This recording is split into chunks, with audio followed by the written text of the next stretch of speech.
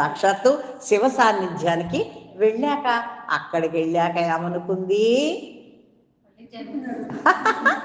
వినండి, నేను రుద్రుడను అని భావం అప్పుడు దానికి కలిగెను. తత్ర బుద్ధిర్భూతస్య రుద్రో హమితి నిశ్చిత ప్రతిబింబ పదాదర్శే ద్రాగిత్యేవ హి బింబత. అద్దమున ప్రతిబింబము పడినట్లు యోగ జ్ఞానాది ఐశ్వర్యయుక్తముగు రుద్రరూపము దారి అందు ప్రతిఫలించను. అబ్బా, ఎంత బాగుంది ఈ రుద్రస్వరూపం, ఈ రుద్రగణాలు. ఈనాళ్ళు హంసలా ఉన్నా అంటే క్వాలిఫికేషన్ పెంచుకుంటుంది కదా, అది జన్మ జన్మకి క్వాలిఫికేషన్ పెరుగుతుంటే మీకు మనకి ఇంకా ఏమొస్తాయి, దీనివల్ల మనకు వచ్చే బెనిఫిట్స్ ఏంటని మీరు ఆలోచిస్తారా, ఆలోచించరా? ఏది కొంటే ఏది ఫ్రీ ఇవన్నీ తెలిసిపోయాక ఇంకా ఏవో కొంటే ఇంకా ఏవో ఫ్రీ కదా అనే ఆలోచన వస్తుంది కదా. అలాగే ఇక్కడ కూడా ఇంత స్టేజ్కి వచ్చాక కూడా నెక్స్ట్ ఏంటి అంటూ ఆలోచన చేస్తూ ఆ రుద్రపురికి వెళ్ళాక ఆ రుద్రగణాన్ని చూసి ఆ రుద్రుడి యొక్క స్వరూపాన్ని చూసి యోగం జ్ఞానంతో నిండినటువంటి ఐశ్వర్యయుక్తమగు ఆ రుద్ర రూపము దారి అందు ప్రతిఫలించెను. అది జన్మాంతర గ్రహణము కాదు, జీవన్ముక్తులకు జన్మ లేనందున సారూప్యముక్తి పదవియే యగునంటే సామీప్యం, సారూప్యం, సాయుధ్యం ఇవన్నీ ఉన్నాయి కంటే ఫైనల్గా మీ దగ్గరికి వచ్చాం, దేవుడి దగ్గరికి వెళ్ళాక నేనే నువ్వు అయిపోవాలను. మొన్న క్లాస్లో నేను ఒక ఎగ్జాంపుల్ చెప్పాను కదా, వెనకాల సీట్లో కూర్చున్నవాడు అలా చూస్తూ ఉంటాడు, వీడు డ్రైవింగ్ చేస్తున్నంతసేపు వీడి దృష్టి ఎంతసేపు ఆ ముందు కూర్చుని వాడి మీదే ఉంటుంది, మీద పడిపోతూ ఉంటాడు. ఏంట్రా అంటే ఏంటంటే ఫైనల్గా వాడు ముందుకు వచ్చేస్తాడు, వాడికి ఆ కార్ స్టీరింగ్ ఇచ్చేస్తే కారు వాడిది అయిపోతుంది, అది నాది అయిపోవాలి అంతే. ఇక్కడ కూడా అంతే. ఇక్కడ గంధము వాయువును అనుసరించినట్లు పుష్పములు గుత్తిగా మారునట్లు అహంత పూర్వ శరీరమును త్యజించి రుద్ర శరీరమును దాల్చిన ఆ హంస ఏం చేసిందంటే, ఆ వాసన ఎప్పుడైతే దానికి తగిలిందో, ఆ రుద్రపురికి ఎగాక ఆ ప్రతిబింబంలా తనను ఎప్పుడైతే భాషించుకుందో వెంటనే రుద్ర రూపం దానికి వచ్చేస్తుంది. రుద్ర శరీరమును దాల్చని యోగులు ప్రారబ్ధ శేషమును గడుపుటకై పూర్వ శరీరమును విడిచి నిర్మాణ దేహములనబడు మానసిక శరీరములు దాల్తరు. హంస రుద్రత్వము పొందుట కూడా ఇస్తుంది. అంటే కొంతమంది యోగులు ఏమిటి అంటే ప్రారంధం ఉంటుందన్నమాట వాళ్ళకి. ఆ ప్రారంధం పోగొట్టుకోవడానికి ఏంటంటే వాళ్ళు రకరకాల శరీరాలని వాళ్ళు దాలుస్తూ ఉంటారట. అలాగే ఈ హంస కూడా ఆ శరీరాన్ని దాల్చిందిట.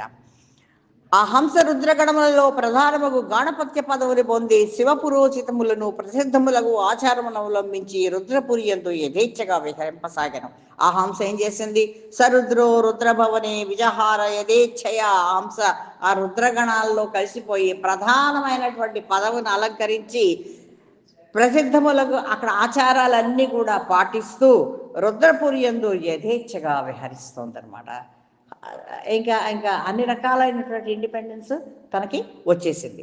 జ్ఞానేశ్వర్య ప్రభావములచే రుద్రసామ్యమును పొందిన హంస రుద్రవృద్ధి ప్రభావమున తన పూర్వజన్మలన్నిటినీ అవలోకింపసాగాను. సో ఎప్పుడైతే ఈ జ్ఞానం అనేటువంటి ఐశ్వర్యం దానికి లభించిందో ఆ ప్రభావంతో ఆ రుద్ర సామ్రాజ్యాన్ని పొందినటువంటి ఆ హంసకి పూర్వజన్మ సంస్కారం కలిగింది. సో ఒక్కసారి తన పూర్వజన్మలన్నిటినీ కూడా చూసుకోవడం అవలోకింపసాగెను.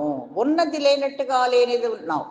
ఆవరణ శూన్యముకు జ్ఞాన శరీరమును వెలయు ఆ భగవంతుడు ఒక రోజున ఏకాంతమున నుండా తాను గాంచిన స్వప్నసతమతికి రాగానిట్లు తలపోయే తొడగెను.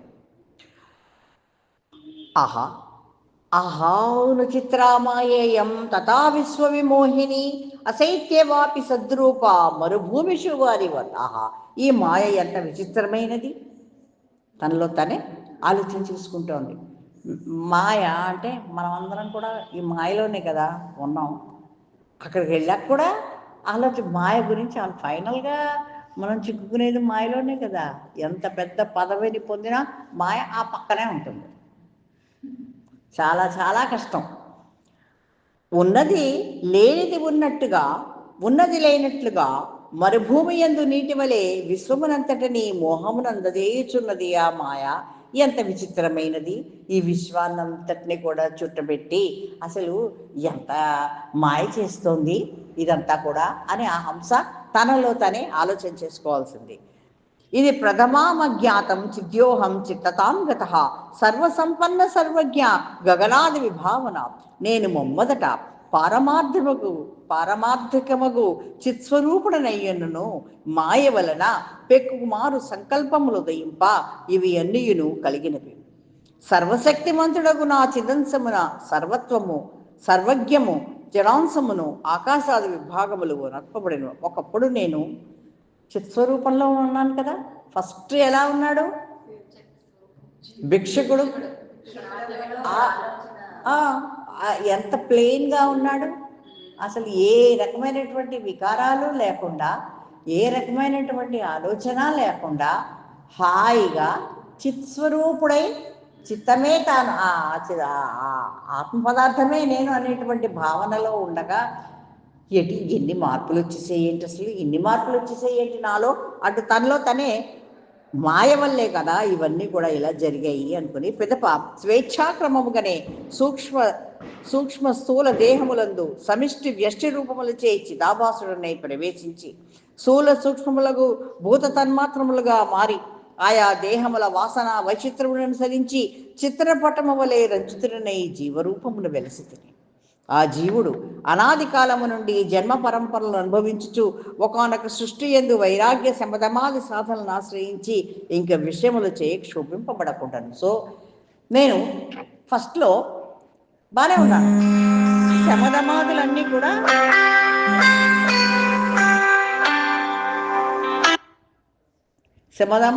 కూడా ఉపశమించాయి. రాగద్వేషాలన్నీ కూడా నాకు నశించాయి. అన్ని రకాలుగా నేను బాగున్నాను. కానీ ఈ మాయ యొక్క వీచక వల్ల ఏమైంది? స్థూలం, సూక్ష్మం, కారణం, మహాకారణం ఇవన్నీ కూడా దాటుకుంటూ ఎక్కడి నుంచో ఎక్కడికో యాక్చువల్గా ఇవన్నీ కూడా ఒకప్పుడు దాటేశాను నేను కదా. ఈ మాయ అంతా కూడా నేనంతా దాటేశాను. ఈ శరీరాలన్నీ దాటేసి ఎక్కడో హాయిగా ఒక ప్రశాంతంగా ఎక్కడ ఏ డిస్టర్బెన్సు లేకుండా నాలో నేనుంటే ఒక్క అలా వీచడం వల్ల, ఆ గాలి తెమ్మెరు వచ్చి నన్ను తాకడం వల్ల ఇన్ని రకాల మార్పులు వచ్చేసాయి నాకు. ఒకనొక సృష్టి యందు వైరాగ్య శమధమాది సాధనలను ఆశ్రయించి ఇంకా విషయాలతో నేను క్షోభించకుండా ఉండాలి కదా. మరి మళ్ళీ ఏంటి ఇంత జర్నీ నేను ఎందుకు చేశాను అంటే రుద్రపురికి వెళ్ళాక వచ్చిన ఆలోచన.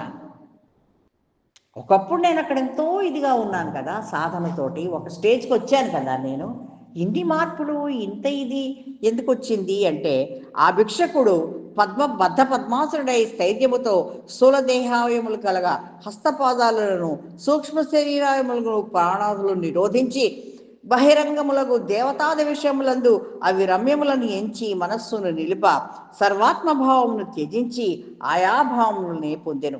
తక్కిన భావములనగా పూర్వ సంస్కారములన్నీ కూడా లోపించెను. పూర్వ సంస్కారాలన్నిటినీ కూడా పక్కన పెట్టాడు. ఆ దైవత్వం విషయాలు ఏమిటి అనేటువంటివి ఆలోచన చేయడం మొదలుపెట్టాడు.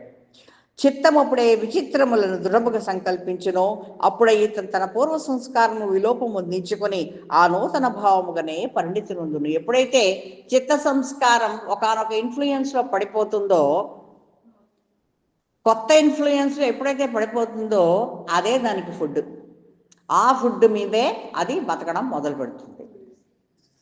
చూడండి, ఇప్పుడు చెప్తాను. వసంతకాలం లత నీటిని గొనియుండను తత్ఫలితముగా పచ్చదనమును గ్రీష్మకాలంలో పరిశీలించి సృష్టించడం. ఒకనొక కాలంలో ఈ అంత గ్రీనరీ అంతే ఉంటుందండి. మరి అదంతా ఎందుకు సృష్టించిపోతుంది? అలాగే ఉండాలి కదా. కాలం బట్టి, ఆలోచనను బట్టి మారుతూ ఉంటుంది. ఒకనొక పరిస్థితిలో నువ్వు ఎలా ఉన్నావు? నువ్వు మంచి బద్ధుడిగా చక్కగా ఒక తపస్శాలిగా ఉన్నావు. విశ్వామిత్రుడినే తీసుకోండి, ఎంత పెద్ద తపస్సు చేశాడు. స్వర్గాన్ని సృష్టించేటువంటి కెపాసిటీకి వెళ్ళిపోయాడు బ్రహ్మర్షి. అంత పెద్ద పదవిని అలంకరించిన వాడు జస్ట్ ఆ మేనక గారు అలా రాగానే ఆయన చిత్తం అంతా మాయలో పడిపోయిందా లేదా? ఎన్ని సంవత్సరాలు, కొన్ని వేల సంవత్సరాల తపస్సు అంతా కూడా భంగం అయిపోయిందా లేదా? అందుకని ఆత్మసిద్ధిని పొంది ఉన్నను ఆ భిక్షకుడు శాస్త్ర విరుద్ధములకు లౌకిక వాసనలందు క్రీడించుతున్నందువలన, అంటే అంత పెద్ద పదవిలో ఉండి కూడా ఆత్మసిద్ధిని పొందినటువంటి ఆ భిక్షకుడు శాస్త్ర విరుద్ధమైనటువంటి లౌకిక వాసనలకి లొంగిపోయాడు కనుకనే వాడు ఏమయ్యాడు, ఒక భిక్షకుడు అయ్యాడు, ఒక పెద్ద నగరంలో విహరించాడు, దాన్ని ఏమిటంటారు, మత్తు పదార్థాలు సేవించాడు, ఒక విప్రుడయ్యాడు, మళ్ళీ విప్రుడయ్యాడు, మళ్ళీ మళ్ళీ రాజు అయ్యాడు, సామంత రాజు అయ్యాడు, మళ్ళీ ఒక అప్సరస్ అయ్యాడు. అంటే ఎన్ని వాసనలు ఉన్నాయో చూడండి. అంత పెద్ద స్థితప్రజ్ఞుడికి కూడా ఎన్ని, అంటే కొంతమంది యోగులు ఉంటారని చెప్పారు కదా, ఆ యోగులు ఏంటంటే వాళ్ళు మంచి యోగావస్థలోనే ఉంటారు, కానీ పూర్వజన్మ సంస్కారాలు కొన్ని ఉంటాయట. అందుకని వాళ్ళు ఏంటంటే రకరకాల శరీరాలని వాళ్ళు దాలుస్తారట. ఇప్పుడు చూడండి, చాలా గొప్ప గొప్ప వాళ్ళు ఉంటారు, చాలా పెద్ద సిద్ధి పొందిన మహాత్ముడు ఉంటారు, చూసేసరికి వాళ్ళు చాలా కామన్గా బిహేవ్ చేస్తూ ఉంటారండి. వాళ్ళు మామూలుగా ఆడుకోవడం, కార్డ్స్ ఆడడం, డ్రింక్స్ తాగడం, ఇంకా అవన్నీ ఎందుకు ఇలా చేస్తున్నారు ఏంటి అంటే కొన్ని సంస్కారాలు ఉంటాయట, బీజవాసనలు కొన్ని ఉంటాయట, అవి పోగొట్టుకోవడానికి అవన్నీ కూడా అనుభవిస్తారట. వాటినన్నింటినీ కూడా చూడడానికి మనకు అలా కనిపిస్తుంది, కానీ అది నిజం కాదు, ఇలాగలాగనంటే ఏదో చెప్తూ ఉంటారు. చాలా పెద్ద పెద్ద వాళ్ళ విషయాల్లో జరుగుతాయి అవన్నీ కూడా. సో మరల అనాదియగు మాయ ఉదయింప నేను వేర్వేరు రంధ్రములందు తిరుగాడుచున్నట్లు ఈ దేహములందు పరిభ్రమించాను. ఆత్మసిద్ధిని పొంది ఉన్నా కూడా లౌకిక వాసనలో నేను చిక్కుపడిపోయినందువల్ల ఇన్ని రకాల యోనులతోటి అంటే ఒక రంధ్రమే కదండి యోని అంటే, అందులోంచి బయటికి రావడమే కదా. ఎంత ప్రయాణం చేశాను, ఎందుకని ఎన్ని యోనుల్లో తిరిగాను, ఎందుకని ఎంత మీనింగ్లెస్ జర్నీస్ నేను చేశాను. సో దట్స్ వై ఒక స్టేట్మెంట్ ఉంది, meaningless journey to an unknown destination. నీ డెస్టినేషన్ నీకు ఎప్పుడైతే తెలియలేదో యువర్ జర్నీ ఈజ్ మీనింగ్లెస్. కానీ నీకేంటి కాదు, నాకు క్లారిటీ ఉంది, నేను ఎక్కడికి వెళ్ళాలో అనే ఐడియా నీకు ఉందనుకో, ఒక ప్లానింగ్ ఉందనుకో, అప్పుడు your life will be meaningful కదా. అంతేగాని నువ్వు ఇన్ని యోనుల్లో తిరిగావు, ఇన్ని జన్మలు, ఇన్ని వాసనలు, ఇన్ని స్వరూపాలు, అంటే అన్నీ కావాలి నీకు, అన్ని రుచులు కావాలి నీకు. ఇప్పుడు చింతన మొదలైంది. అతనికి బ్రాహ్మణ భక్తి ఉండటం వలన తాను బ్రాహ్మణుడైనట్టుగాంచెను. పరస్పర విరుద్ధములకు భావాభావములందు ఇది వికటముగా చింతింపబడను, అది ఆవిర్భవించును. అంటే అదే పరంపరలో ఏంటంటే అంతర్లీనంగా తనకేంటంటే ఒక బ్రాహ్మణుడి మీద భక్తి ఉంది కాబట్టి ఒక బ్రాహ్మణుడిలాగా, ఒక విప్రుడిలాగా కొంతకాలం అనుభవాన్ని పొందాడు. తర్వాత ఒక తుమ్మెదలా పొందాడు, ఒక ఏనుగులా పొందాడు, అంటే ఆఖరికి జంతు యోనుల్లో కూడా సంచారం చేసింది ఆ ఆత్మ.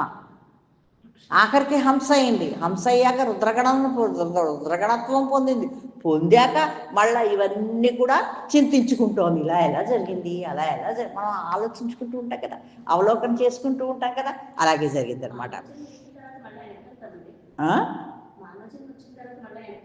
ఎందుకు వెళ్ళామండి, వెళ్తామండి. మహాపాప ఒక పాప అన్నారు కదా, పాపాల మీద పాపాలు చేసామనుకో పురుగులే పుట్టిపోతారా. మీరు జంతువులే పుడతారు, ఇలా శాపాలు ఇస్తారు కదండి మనకి. కుక్కల్లో పుడతారు, గాడిదిల్లో పుడతారు. ఒరే అడ్డగాడిదారా రా చదవరా, ఇంత జన్మలో నువ్వు నెక్స్ట్ జన్మలో నువ్వు గాడిదిలో పుడతావురా క్యాజువల్గా అనేస్తారు కదండి, పుడతారండి. మన భారతీయ సంస్కృతి ఎంత గొప్పదంటే మామూలు మాటల్లోనే ఎంతో వైరాగ్యం, ఎంతో వేదాంతం బోధిస్తారు మన వాళ్ళు. చూడండి ఎన్ని ప్రాబ్లమ్స్ ఉన్నాయి, ఎన్ని మాటలు ఉన్నాయి మన వాళ్ళల్లో. ఆ విప్రుడు తాను నిరంతరము చింతించు సామంతత్వమునే పొందెను. వృక్షసే రసమును నిరంతరము గ్రహించుచుడును, అట్టి ఫలమే ఫలించును. ఆ విప్రుడు సకామ బుద్ధితో ధర్మకార్యములను ఆచరించుచే రాజయ్యేనంటే రాజ్యార్థాం ధర్మ కార్యాణం కర్తృత్వాత్సో భువన్ నృప. ఆ విప్రుడు సకామ బుద్ధితో ధర్మకార్యాలు ఆచరించాడు కాబట్టే రాజయ్యాడు. అంతే కదా, రాజు అంటే మరి ధర్మాధర్మ విచక్షణ ఇవన్నీ ఉండాలి కదా. సో మంచి బుద్ధితో ఎప్పుడైతే తన పనులని జాగ్రత్తగా చేశాడో నెక్స్ట్ జన్మలో ఆయన రాజయ్యాడు. కానీ రాజు అయినా కూడా కాముకుడయ్యాడు అంటే కోరికలకు వశమైపోయాడు కాబట్టి నెక్స్ట్ జన్మలో ఏమై పుట్టాడు, అప్సరస అయి పుట్టాడు. అప్సరసై పుట్టాడు. అప్సరసై పుట్టిన వాడు సుందరములకు మృగనేత్రములు బంధు కోరిక ఉండట చేసి అప్సరస లేడి అయ్యను అంటే కళ్ళు ఉంటాయి కదా. అప్సరస అనేసరికి మెయిన్ అట్రాక్షన్ ఏంటంటే కళ్ళు. అలా లేడీ లాంటి కళ్ళు, లేడీ లాంటి కళ్ళు అనేసరికి లేడైపోయింది.